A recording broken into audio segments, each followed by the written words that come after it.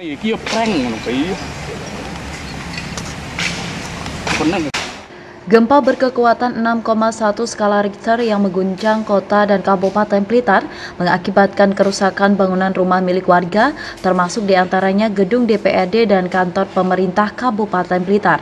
Atas kondisi itu, Lembaga Swadaya Masyarakat Gerakan Pembaharuan Indonesia menyoroti kualitas bangunan gedung Dewan dan Pemkab yang tidak sesuai spesifikasi. Bahkan kerusakan di ruang rapat Candi Penataran lantai 3 kantor pemerintahan Kabupaten Blitar hampir sama dengan kerusakan di gedung DPRD Kabupaten Blitar. Diduga kontraktor yang mengerjakan kedua bangunan tersebut sama. Sebelum diresmikan pada tahun 2013 lalu, LSM Gerakan Pembaharuan Indonesia pernah melaporkan dugaan korupsi saat pelaksanaan pembangunan gedung DPRD Kabupaten Blitar. Namun hingga kini laporan tersebut tidak mendapati tanggapan kepolisian.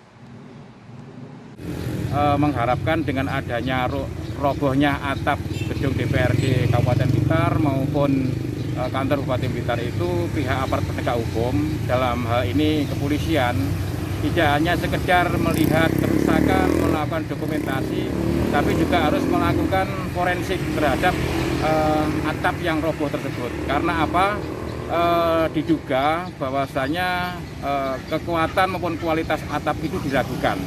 Sehingga kalau misalkan atap itu dibiarkan begitu saja, ada pembiaran begitu saja, dikhawatirkan nantinya sisa-sisa atap yang masih belum bersih di atas itu bisa jatuh dan mengenai orang. Seharusnya pihak kepolisian bisa memasang polis lain untuk mengantisipasi terjadinya korban. Yang kedua, sebenarnya kami tahun 2011 atau 2010 kami sudah melaporkan adanya dugaan tindak pidana korupsi pada pembangunan kantor DPRD Kabupaten Blitar. Cuman perkaranya tidak sampai tuntas. Sementara itu, Wasis Kunto Atmojo, anggota Komisi 1 Bidang Pemerintahan dan Hukum DPRD Kabupaten Blitar, turut mendesak aparat penegak hukum untuk turun ke lapangan melakukan audit investigasi terhadap dugaan pelanggaran saat proses pembangunan.